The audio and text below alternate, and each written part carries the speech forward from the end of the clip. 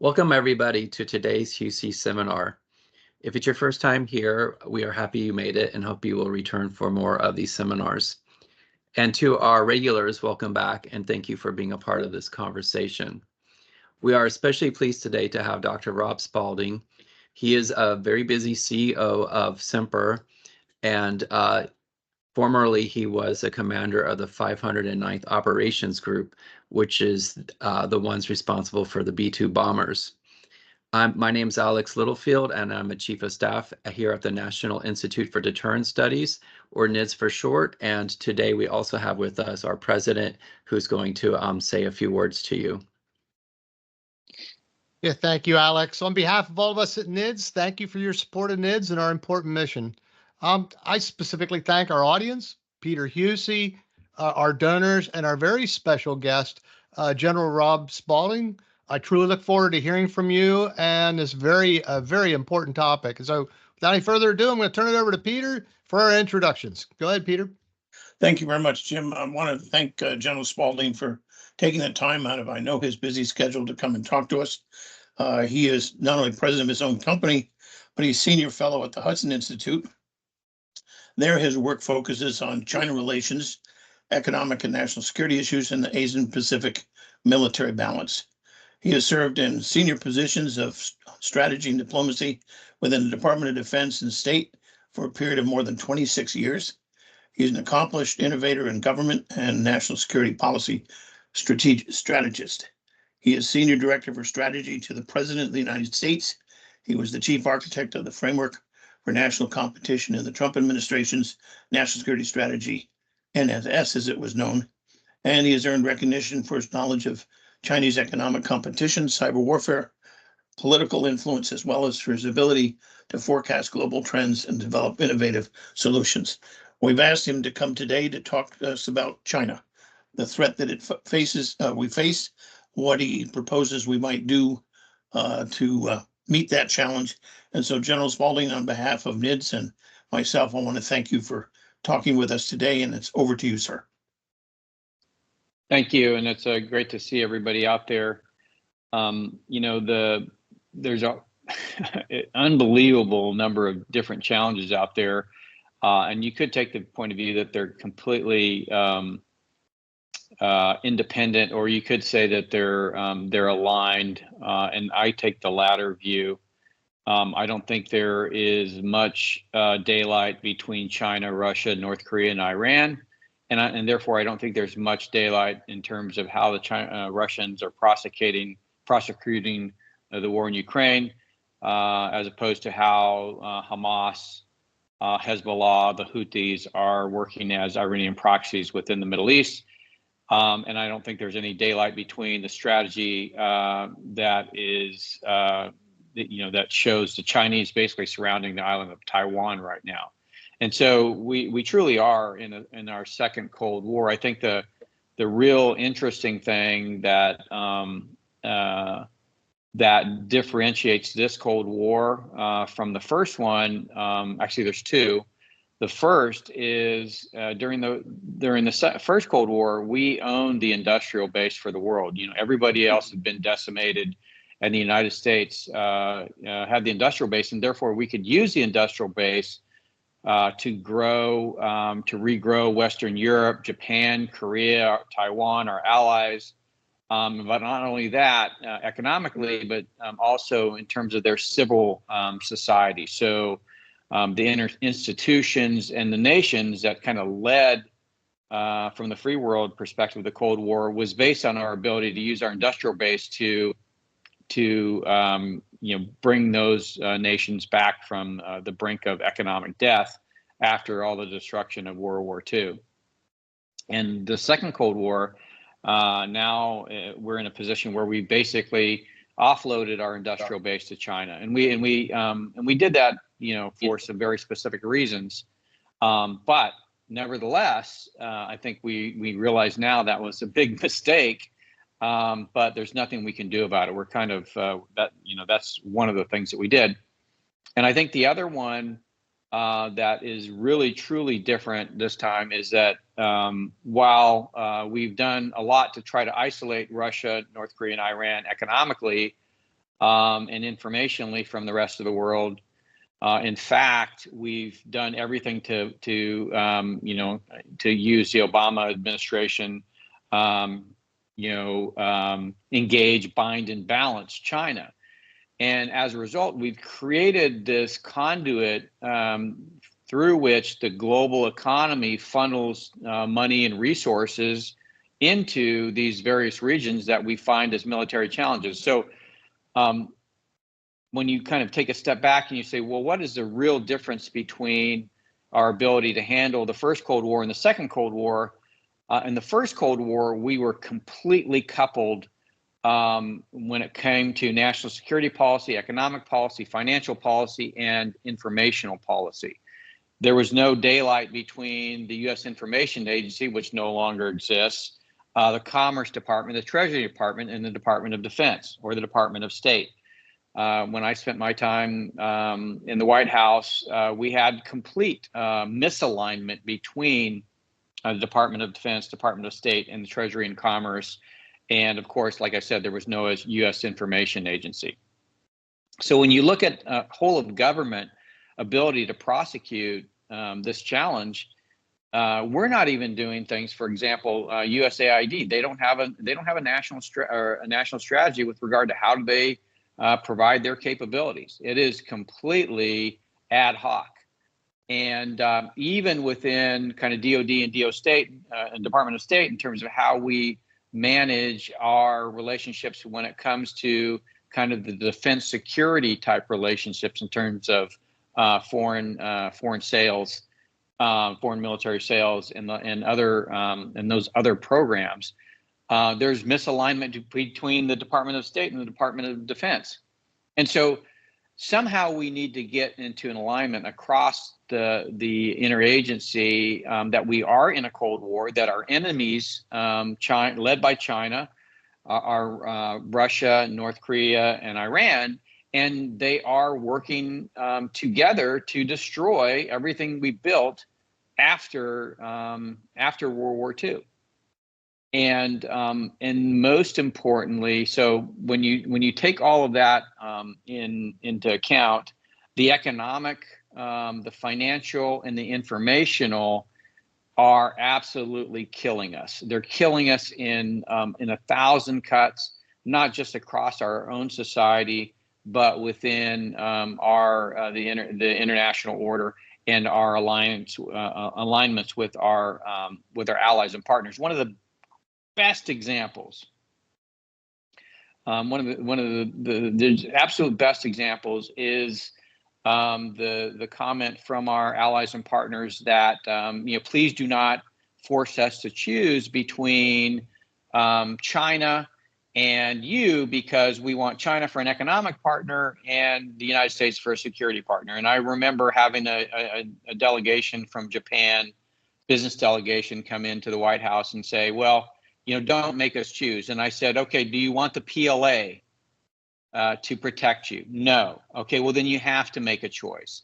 And by separating our economic and financial and trade and informational policy from our security policy, we've basically given the advantage to the Chinese. And that's really, so I think, we have to begin to understand that this is requires a comprehensive effort, not just within our country, but also amongst the allies and partners. And it has to start economically and financially, but more importantly, it needs to get into the informational. So just that all has to be, in my opinion, backed up by a solid military strategy with regard to what we can affordably achieve vis-a-vis China and Russia. And I really think that focus should be on deterrence. And toward that end, I think if you haven't read the book by Lieutenant General Glenn Kent, highly recommend that book. It's called Thinking About America's Defense. It's a historical memoir that he wrote about his time working on deterrence strategy. And really, he laid out the economic reasons for mutually assured destruction and why we chose that path. And the bottom line, the punchline is that it was far more expensive to work on the defense than to work on the offense, and therefore we would have bankrupted our country if we tried to work on the offense, as did or on the defense. And so we went into basically an economic war with the Soviet Union, and we used nuclear weapons as a way to prevent war from happening. And I think that has to happen with regard to China. So if we don't want a war with China, if we don't want a war with Russia, then nuclear weapons have to be front and center in that policy, and they have to be declared. The policies have to be declaratory. In other words, you cross this line, and everything's involved, and just like John Foster Dulles did during the first Cold War in announcing that policy. Another book that I think is very relevant to our times is Ambassador Morgenthau's memoirs. Ambassador Morgenthau was the American ambassador to Turkey during the First World War, and talked about the economic, he created a relationship with the German ambassador, and the German ambassador confided in him on the lead up to World War I, and in particular the economic decisions that the Germans made prior to going to war.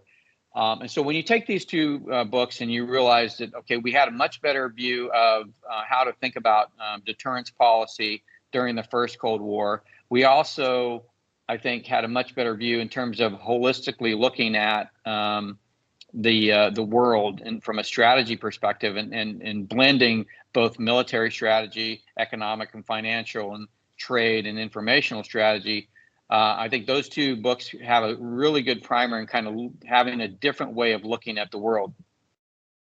And I think when you put those two together and you start to say, we've got a good deterrent policy, we have made declarative statements, we are backing them up with capability, so that means refreshing the nuclear arsenal, and you take a whole of government approach, what you're going to start to find is nuclear weapons still have relevance. More importantly, in Morgenthau's memoir, what you're going to see is that the things that the Chinese are doing today are exactly what the Germans were doing prior to World War I. So history does repeat. And so you can begin to see how these things begin to line up. And then finally, if you do that, then you take a step back, and what is the final thing that's really, really different? And that is the invention of the internet and this ability to connect foreign nations down to individuals within a free society. And I think that's the thing where I think we are wholly unprepared for the technology that Silicon Valley created, and how to defend a free society against it. Now, if you look at China as an adversary, and you look at the way that they've oriented their society around the information domain, the first thing they did, the very first thing they did was recognize that they had to create a bastion, that they owned the information domain when it came to the homeland. And so, when I lived there in 2002, I had broadband internet. There was no Great Firewall. They built the Great Firewall because they recognized that while they needed the technology, the talent, and capital from the free world, they didn't want the ideas to come in. And so that really, so I was there in 2002 to 2004 at Tongji University studying MBA classes in Chinese. They were growing their economy, but more importantly, they were perfecting how to control information in a post-Silicon Valley, post-internet, and in 2007, post-iPhone world, where everything that you do is tracked via SDK data, and that data is available to those companies that create the applications that are on your phone, and that data then can be run through large data models and AI, and now the models that have given rise to capabilities like OpenAI. And the Chinese have created a system to basically create a bastion at home around data, and then create a vacuum cleaner to suck up everyone else's data. And so I remember during my time at the White House that President Trump went to China and was told quite clearly that, you know, the Chinese believed that they were going to be dominant in the future. They had all their data. They have all our data. They're going to be the most powerful in AI because they can actually bring all that data together and feed their AI models. And I still don't think that we've recognized that fact. So what does that mean? And just in terms of, you know, what we're seeing play out today, what it means is the Chinese Communist Party and their proxies, but primarily the Chinese Communist Party, because they have far more people, far more money, and far more resources, have the ability every single day to drive the narrative in their favor. And when the narrative is not running in their favor, they have an ability to turn it, and they can turn it through both using the applications and platforms of social media, but other things like, for instance, I don't know if you guys are familiar with an application called Temu. Temu is the Chinese equivalent of Amazon, and you know, we have low cost products flooding into our country, and that becomes very attractive to people. So it's not just social media, it's also the e-commerce apps. And then finally, it's the legacy media. We you know, since the rise of the internet and the absolute collapse of local media, we've had the consolidation of all of our media into 5 major media corporations that are primarily owned in large part by the large hedge funds in the country. Those hedge funds have large holdings in China, and also China has large holdings in them. And the Chinese are also invested in these major media companies. All of the Chinese language legacy media in the country, whether that be radio or TV, have relationships through their ownership to the Chinese Communist Party. So, in creating the Great Firewall, they've created a bastion from which to protect the narrative within China. They control the narrative. Nobody can dispute them on the narrative. They control the version of truth. And now they're able to attack the version of truth in the free world and begin to move things in their favor. And if they're not moving in their favor, they have a lot of levers to make that happen through these economic and financial relationships with Wall Street and with corporate America. I saw that not just in terms of, you know, the daily news, but policy decisions like CFIUS reform. They were able to lobby corporate America to water down, create loopholes within CFIUS reform that basically prevented it from being as effective as it could be. The same with the CHIPS Act. So nearly every piece of legislation that's come through in the last 2 decades has some imprint of the Chinese Communist Party through its relationships with corporate America and with the financial institutions. Now, it doesn't stop there. Our corporate sector and our financial sector are the ones that are the board members and the lead donors of our think tanks in Washington, D.C. And so if you have somebody that wants to, and I've done this before, tried to get research out of these institutions that are counter to, say, being economically connected to China because there's creating an influence problem in our country, they bow out quite quickly. And I wrote about that in my book. Okay, so think tanks. That was a big part of the first Cold War. If you think about it, all of the thoughtful academia pieces, whether it be from the university or from think tank world, that was what really sustained us in terms of a strategy. That does not exist here in the second Cold War. And then let's just look at our society writ large. So we all know that TikTok has a great capacity to influence our citizenry at the individual level. 30% of the young people get their news, through the TikTok platform, and the TikTok platform is controlled by ByteDance, and ByteDance is basically their algorithms support the United Front Work Group in their strategy to use Xi Jinping's words, to use the secret weapon of the Chinese Communist Party, which is this idea of narrative control. And not only that, but they also, because of these economic and financial relationships, they're able to influence politics at the local level. I saw that firsthand, where the mayor of Las Vegas talked to the wing commander at Nellis and said, hey, please don't say anything about this advanced manufacturing facility we're going to build right off the departure end of Nellis Air Force Base, because, you know, quite frankly, we're concerned about the jobs that the Las Vegas citizens might lose if you're concerned about this.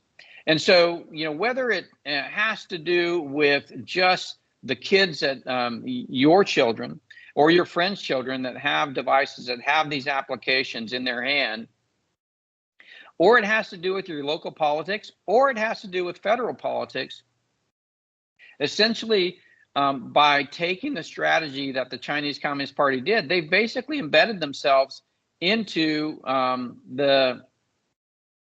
we derive, what it means to live in a free country, and how we come to value that. And I think their ability to slowly erode the value of, for instance, our Constitution and the international institutions in terms of supporting principles and values, I think is part and parcel to their strategy. And it's not one that we're going to solve merely with a defense policy. It has to be a whole of government effort. And then, just like during the first Cold War, we had something called COCOM. COCOM was, really aligned export policy to the Soviet Union with regard to all allies and partners, and it was mandatory.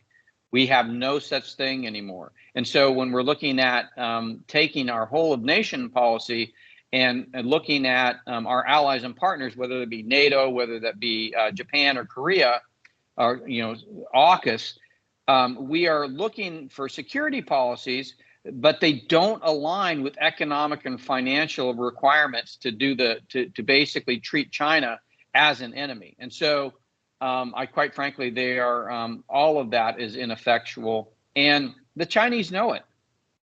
And so, I think I'll finish up with, unless we solve this, we are not going to win the second Cold War, period. In fact, we're losing, and it doesn't matter how much money we fund in NATO, or how much money we fund within the United States for our national security in terms of the Defense Department. If we don't figure out how to prevent the Chinese and their proxies from slowly eroding the values that for our institutions and not for our way of life, we will lose them, because our citizens will no longer value them.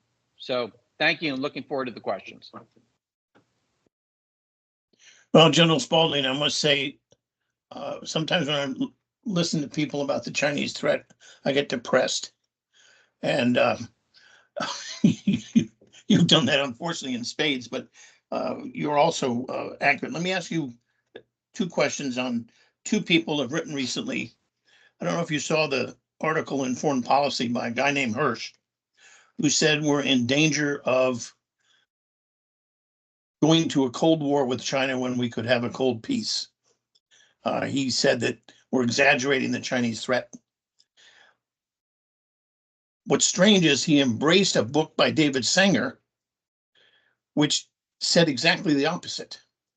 And I don't know, it was very strange. I mean, I know David from his New York Times work on nuclear stuff, and where we mainly disagree, but Sanger was interviewed by Ivo Dadler, former official at NATO, and he said the following. He said, you can't be in both the China camp and the US camp. And he was talking specifically about artificial intelligence. He said, you can't work, get it from both sides and cooperate. And he said, you have to choose. You mentioned that in your remarks. Could you elaborate a little bit more on the fact is you can't be in both camps simultaneously? And David Sanger was talking mainly about high technology. So let me make sure I understand your question. what you're saying is, I think what I've heard before is this idea that we can continue, we can essentially finally navigate between those technologies that we can continue to cooperate or collaborate with China on, and those that absolutely we cannot. And our allies. And I think, yeah, and our allies. And I think the answer to that is, let's go to the first Cold War. Did we think we could do it with the Soviets? And if the answer is no, then please tell me how you think we can do it with the Chinese, who are far more adept at cleaning us out from a technology perspective. And I'll just take chips for example. So what if China can't do 3 nanometer chips, if they can do 14 nanometer chips and get the same results, just by using those in different ways, which is essentially what they're doing. And oh, by the way, maybe they will be able to crank out a few 5 nanometer chips and throw a bunch away, but they still have a few. It doesn't have to be as effective or efficient as our system at producing the latest things. It just has to be effective and efficient at producing the results that China wants. And as far as I'm concerned, any amount of technology that they're getting out of the West helps them do that. There is no way for you, Raimondo talked about this, like, every time we do something, we got to do something else because the Chinese figure it out. Well, of course, this is, and quite frankly, if you think about it on the other side, we would be trying to do the same. So exactly. This thinking comes from Washington, D.C., and it comes from the corporations and the financial institutions that are funding the thinking that comes from Washington, D.C. And so you can say, okay, well, the Chinese didn't fund it. Well, technically, directly, they didn't. But they are influencing their corporate and financial partners in the United States to fund this research that supports this idea that, it's impossible for us to disconnect economically. On its face, that is patently wrong. But when you start to look even at the raw materials, China has a resource problem. They have an energy resource problem. They have a raw material resource problem. They have a water problem. They have a food problem. They've got all of these problems. None of these the United States has. So the fact that we allow research in this country to say that we can't separate from them completely and totally, like we were prior to 2001 when they joined. When we helped them join the World Trade Organization, is absolutely ludicrous and should be. And the fact that we are unwilling, we don't have the courage to call that out on its face. I think just it's this thing that we've reinfluenced this or reinforced within our own. It's kind of defeatist language, quite frankly, that allows the Chinese to stay connected economically, and it's almost impossible to defeat it because you have people like, for instance, the guy that. I can't think of his name right now, that funded TikTok. He's made several $1 billion from TikTok. And who do you think was funding most of the lobbying within the United States on preventing us from forcing ByteDance to sell TikTok, which I said they were never going to do, or if they don't, to ban it. It was the guy that basically made all his money on TikTok. So right, exactly. This is the problem that we have. I have another interesting question that came up in the House Armed Services Committee yesterday during the markup. And that was a proposal by Mr. Banks from Indiana. He found that a lot of universities are doing Defense Department business, but they're also doing business with China in research projects. And he's particularly some with national security implications. And his amendment passed, which said they will not be able to do business with the Pentagon if they're doing business with China. Now, the vote was very close, and a number of the members, including the ranking member, said that a lot of the research with China is beneficial. I know that's kind of an open question, but where do you, I think I know where you come down, but what's kind of your view on this? Because my view is, as someone who went to Columbia University School of International Affairs and put a curriculum together for a graduate program on national security, the money for a lot of these universities does come from, in the Middle East, it comes from some folks who are not compatible with US policy, but a lot of money comes from either Wall Street or hedge funds or like BlackRock, that's very oriented towards being a pro-Chinese. So it really does skew the way in which people see things.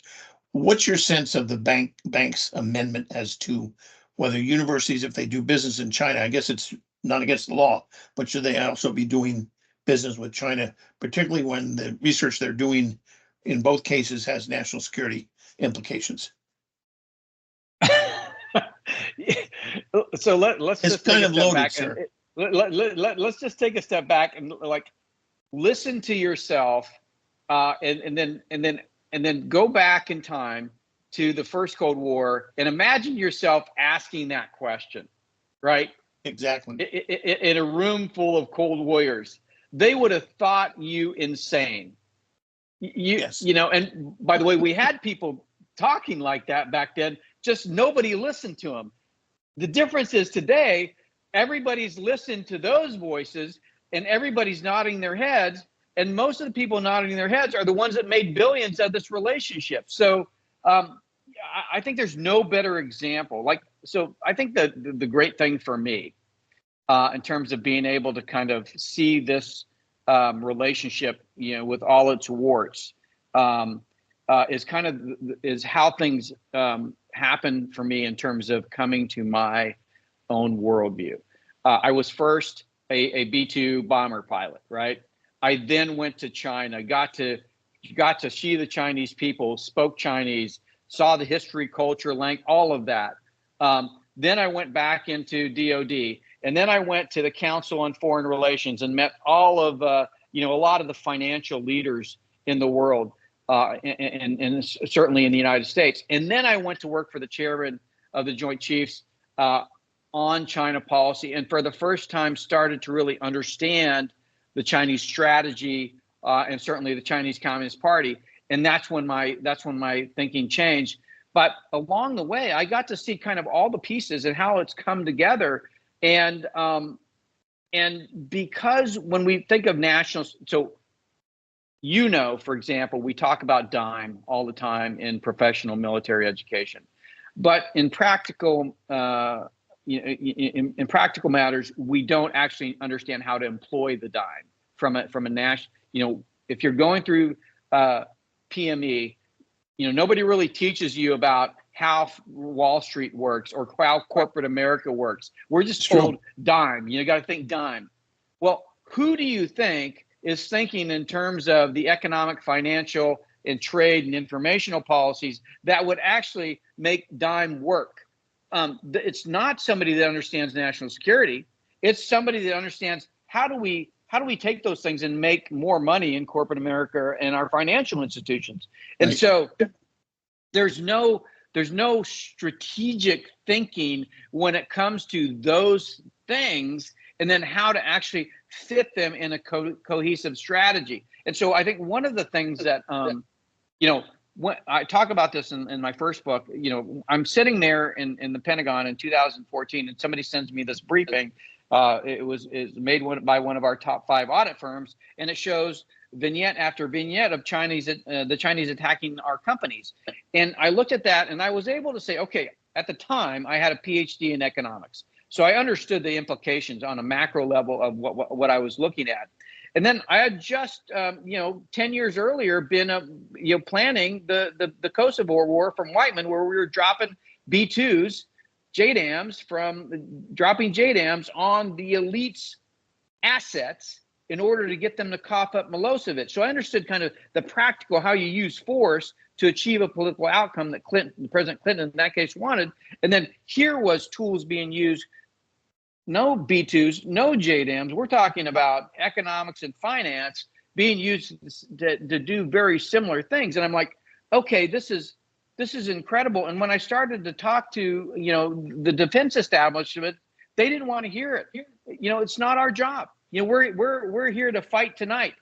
it's somebody else's job. And when I went around the interagency, the answer was there was nobody doing that job. And so this is the problem that we have.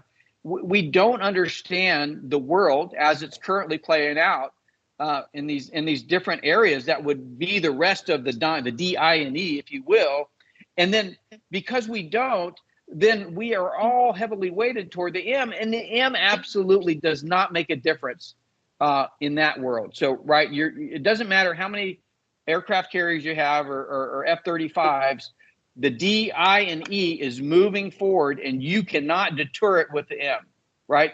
Especially you can't deter it when our own business community, our own CEOs, and our own financial institutions are basically moving as a proxy for the enemy along the DI&E. So we have to understand. So we have an obligation. The folks that wear the uniform, that swear an oath to the Constitution, that take on the mantle of being the protectors of our Constitution, we have to get outside of our bubble of, I know how to do an air campaign, or I know how to do a naval campaign. You need to think more broadly, because there's nobody in the nation that is tasked to do that for the nation, right? And so absent having that kind of thought within the profession of arms, because we're oriented to do those things, I don't know who's going to do it. I didn't see a single person that actually could do that. They have a fiduciary responsibility to make as much money for the shareholders as possible. Nowhere in there does it say protect the Constitution. It just doesn't exist. No, I hear you. For those of you who would like to ask the general a question, you can either raise your hand and Alex will let you in, or you can write your question in the chat function. Alex was good enough to find the book you talked about was Thinking About America's Defense, an Analytical Memoir by Glenn Kent. I knew Glenn when I was 40 years ago, as I think I first met him on nuclear issues, and it's a RAND publication. And thank you, Alex, for letting us know that, sir. Yeah, and by the way, Dr. Akmanik, the Taiwan guy, is the one that helped him write it. I don't know if you know that, but I don't. Yeah, I talked to him. I talked to him about it, the book, and he goes, I helped him write it. And sure enough, I went back, and his name is on the bottom of that, Dave Akmanik. So, and then the other one, Alex, is I highly recommend. It's a very small one, just like this one. It's Ambassador Morgenthau's memoirs, and I think it tells a really good story. He's also the guy, by the way, that uncovered the Armenian genocide. And, just a fantastic book of the U.S. ambassador and the way, in my opinion, they should be. I'm going to ask one more question and turn it over to our president and others. But when I was at the National Defense University, was there for 22 years. I had a January 2009. I asked Keith Alexander, who was head of NSA, to come and brief the top either presidents or CEOs of 50 aerospace companies. And we had dinner in the library at the War College looking out over the Potomac River. And I still have the index cards he used, which he gave me. And he told the folks, the Chinese are stealing somewhere between $300 and $400 billion a year of your intellectual property. And you could see the blood drain out of their faces because they didn't know that. And their question was, okay, you have the highly encrypted stuff. You have all the secret ability to keep stuff. And he said, I can't help you because as soon as I give it to you, it's known. So you got to do this yourself. And you can't just call Krupski up, one of those internet software things. A lot of people, when you tell them that, General, they look at you incredulously and say, no. How would the Chinese do it? Can you walk through a little bit of this campaign, which the numbers I've seen recently are upwards of $600 billion a year, but whether it's 300 or in that neighborhood, it's an enormous amount of productivity stolen from American workers which gives American workers a salary increase because they can produce more with better tools. And so it's not just taking money away from corporations and their stockholders and the CEOs, it's the workers themselves are being shortchanged. And where are we with respect to this ongoing theft? Well, I mean, I think you look at, there are manifestations that you can look at that kind of give you a hint on what we're seeing here. So just the fact that, China's national security law says, basically every Chinese citizen is a spy.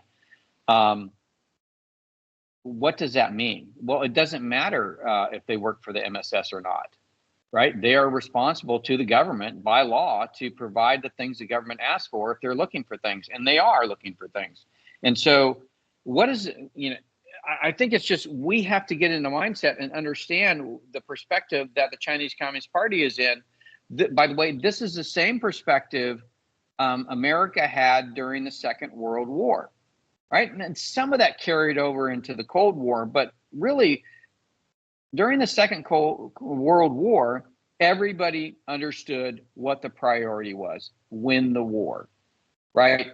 Everybody did their part, whether you were living on rations, whether you were a woman that was working in a factory that wouldn't normally have done so, whether you were, part of the OSS going over, whether you were the head of U.S. Steel that was nationalized basically bought by the federal government, or not bought, yes, basically taken over by the federal government, and your production was turned to what the nation needed.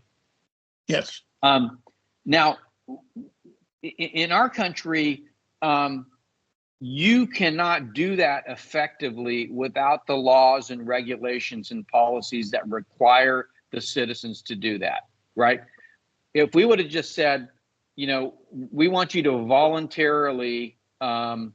We want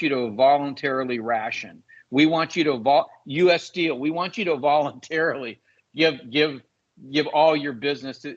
Never going to happen. They actually had to use the laws on the books and create other laws and regulations and policies to force the country to mobilize.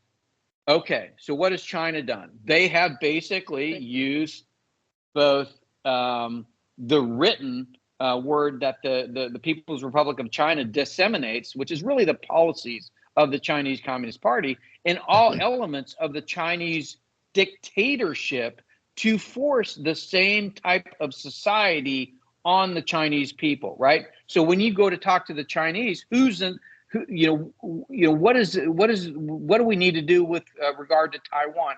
Every single one of them, to a person, will tell you the same story. Okay, so what I'm telling you is they have created the same thing within their country now, and so for us to sit back and say, well, we're not sure what's going on, or in your case, we want our corporate CEOs to basically get behind. That's not going to happen unless we create the same kind of conditions that we created during World War II, or to a lesser extent during the First Cold War. Thank you. One of our guests today is General Goodfellow, who runs a company, small business consulting company, and I'm privileged to actually work for them a little when I deliver budget briefs to Global Strike Command and their officer corps about what's the cost of nuclear deterrence and how does that compare historically. And he is one of our audience members, and I want to see whether he would like to ask you a question. General Goodfellow. Alex, if you could let the general in. I'll have to unmute him. Oh, Mike. And that works. And may I turn on your camera as well? Sure, go ahead. Super, thank you. Spotlight.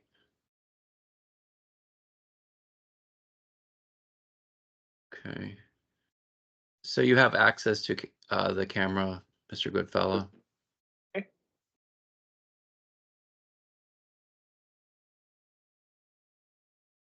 I don't know that for some reason it's not letting me. Hold on one sec.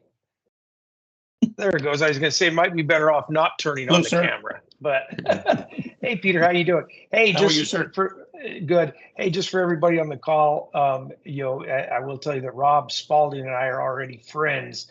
And but it is neat. I was just going to be, Peter actually wrote me and said, "Hey, do you want," or just asked me if I want to ask you a question. I said, "Well, I can't give that up if Peter's asking." But hey, Rob, I will tell you that we've been friends now for several years, but I just started reading your book yesterday, and I'm about halfway through it right now. It's quite, I've gone through a number of books, on this topic in the last couple of years, actually. And I will pay you a compliment and say, at least, I'm about halfway through, and I've enjoyed the Stealth War book more than any of the other ones I've read here in the last couple of years. And I think you actually tell the story in a way that, none of it has surprised me. I think I've read it in all the books, but you tell it very coherently. It's, if there's people on here listening today who have not read Stealth War, I highly recommend it to you. But I will tell you, I guess I have the same question as I'm reading your book as I've had when I'm reading, these other books along the same lines. And that is there really any, combating this in America where, we have, at the presidential level, 4-year election cycles. Maybe you get lucky and you get a really strong president that's there for 8 years. And we seem to be a country that really doesn't develop grand strategy anymore. I mean, I think the last grand strategy, I think we actually did have one during the Cold War, but we certainly don't have one now. And we look at a China that has about the most comprehensive strategy you can imagine. I call it the build, buy, steal strategy. They'll build it if they can build it, indigenously. They'll buy it from anybody who will sell it to them if they can't buy it, or they'll steal it. They won't buy it for long because they'll end up stealing it, right?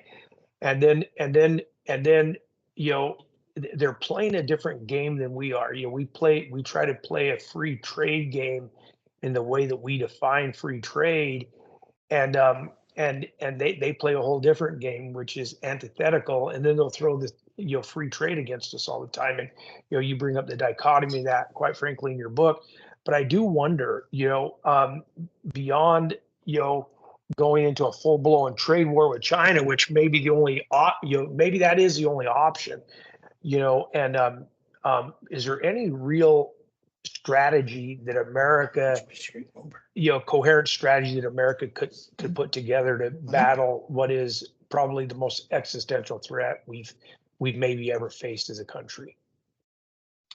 Yeah, so I think it's a really good question, and I don't think there is a way to manage this, like kind of like Secretary Raimondo's, point. It becomes very hard to kind of finally manage this.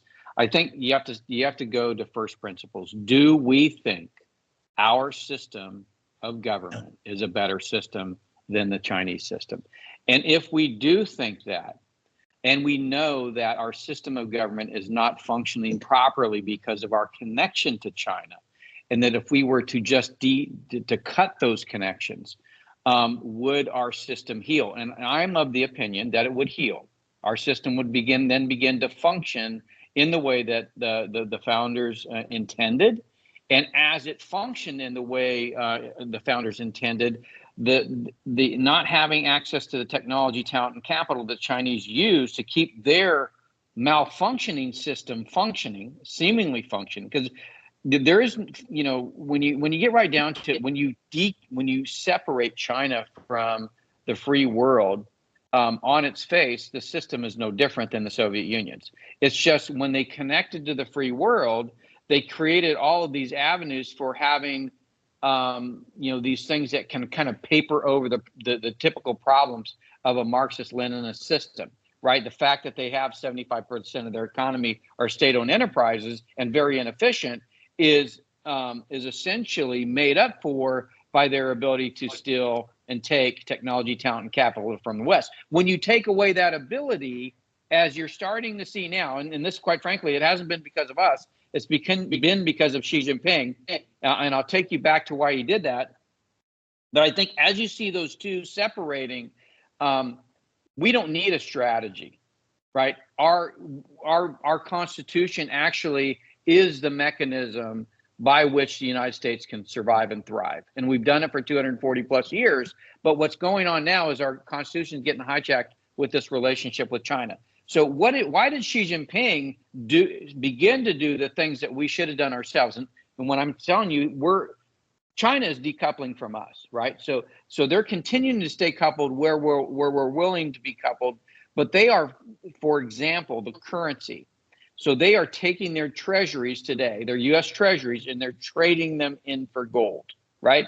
And they're doing that because they don't want to be held captive if they invade Taiwan to the financial sanctions that the Russians had. So if you look at that Ambassador Morgenthal's memoirs, the German bankers were doing the exact same thing prior to World War I, right prior to the kickoff of that. So I think, once again, to answer your question, I don't think we need a grand strategy when it comes to being a better system than China. We are a better system than China. But the only way to prove that is to take them out of our system. And it can't be that we take them out of our system, but then we have these free trade agreements with Canada and Mexico, who keeps China in the system because China basically attacks us through Canada and Mexico now, right? All these companies flooding into Canada and Mexico are basically Chinese, making up for the fact that the tariffs we put on Chinese goods. So it has to be us plus our allies and partners. And I think as we do that, our system of government plus their system of government for their own countries will allow their system to begin to stabilize. And then the thing that won the Cold War, and I think the thing that will win this Cold War, is our citizens will do better, right? They'll thrive. They'll be prosperous, life, liberty, and property. That's kind of the idea here.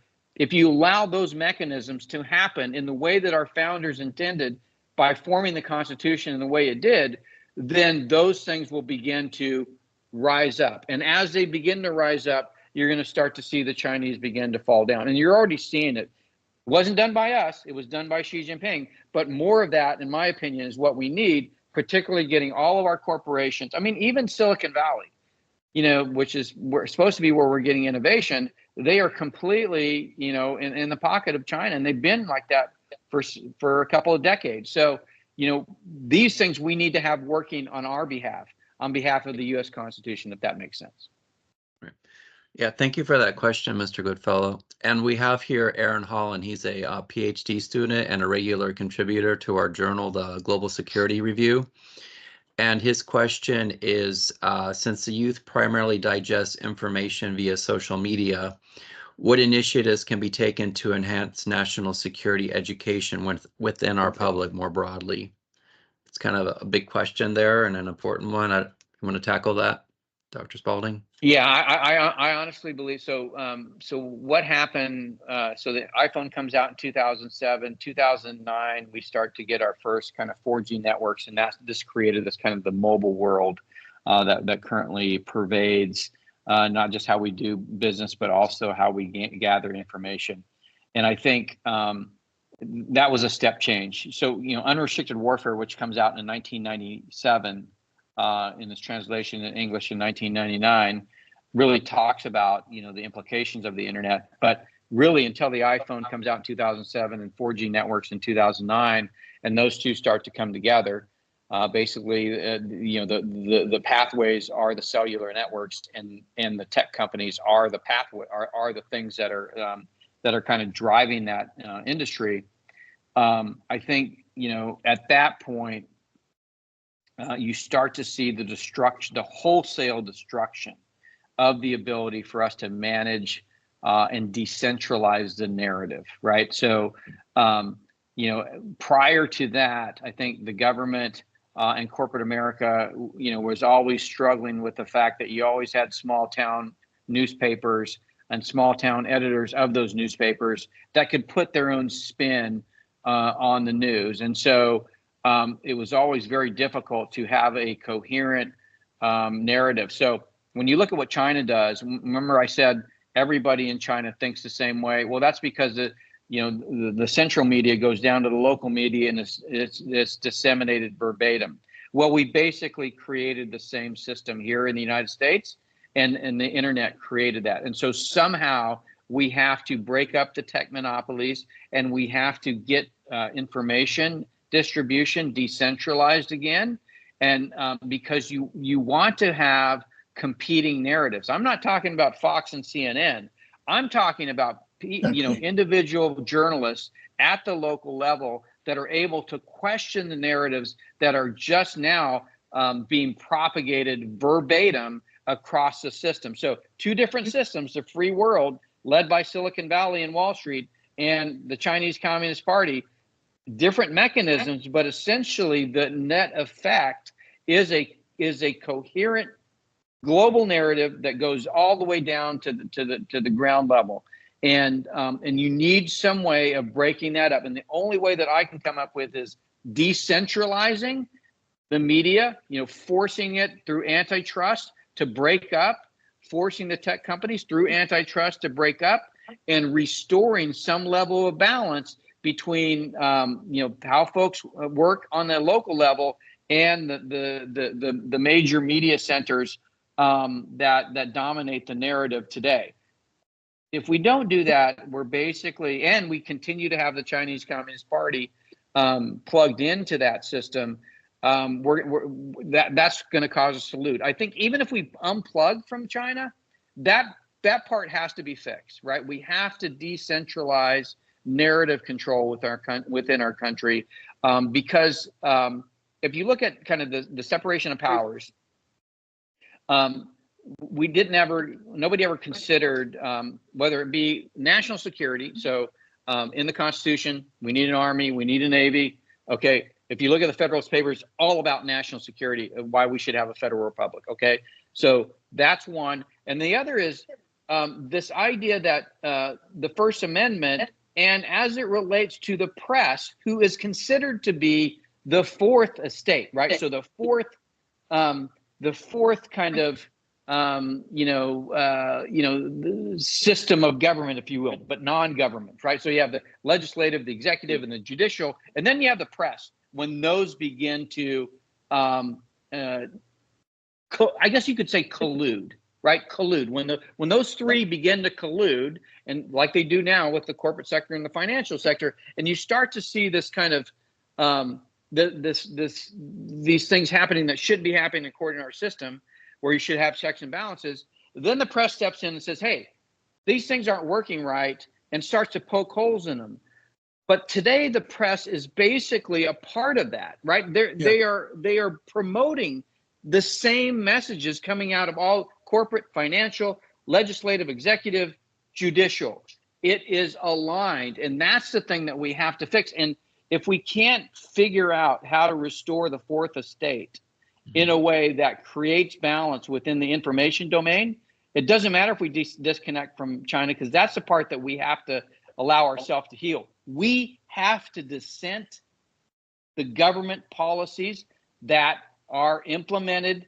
We have to be able to have that conversation, and the press has to be the ones. They cannot be sitting in the White House press room basically agreeing with everything they're told. In fact, it has to be the other way around. They have to be questioning everything they're told. And I think the iPhone coming out in 2007 and in 2009, those 4G networks, and that being bridged to the tech companies, really is what has allowed all of this very centralization of the narrative to be very successful in our country, to, I think, our own potential downfall. Yeah, thank you, Aaron, for that question on the fourth estate, and tremendous answer, excuse me, from Dr. Spalding. We're coming to an end here, running out of time, but Peter, any last words you'd like to say, or? No, I can't thank General Spalding enough, because the narrative that you just laid out, sir, is a narrative which I'm trying desperately to get out to as many Americans as possible, because it's a narrative you don't see on what Rush Limbaugh called the drive-by media.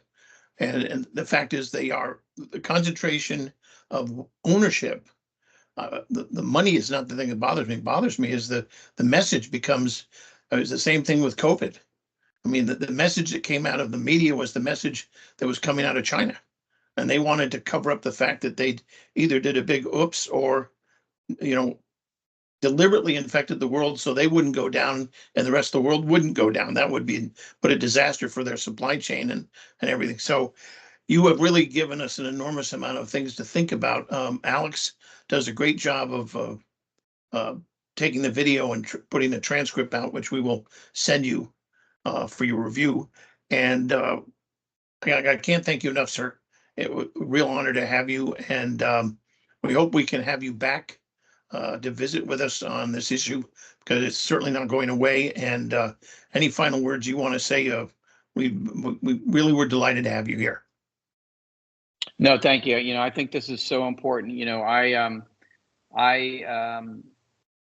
I believe in the oath I took. I still live it every single day. I just think the world's changed in so many ways that we're not prepared to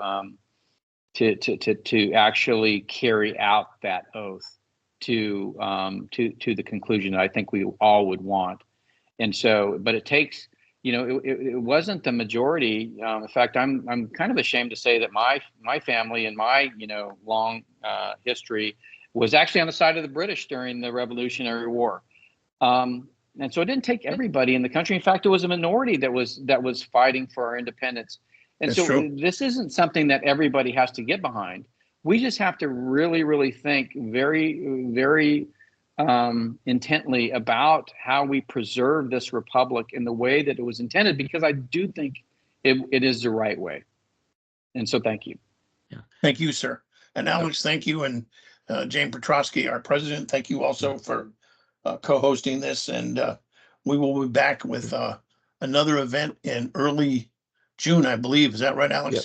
June 7th, we'll have two speakers. It'll be Ambassador Hank Cooper and Mike Albertson on U.S. extended deterrence in an eroding security environment.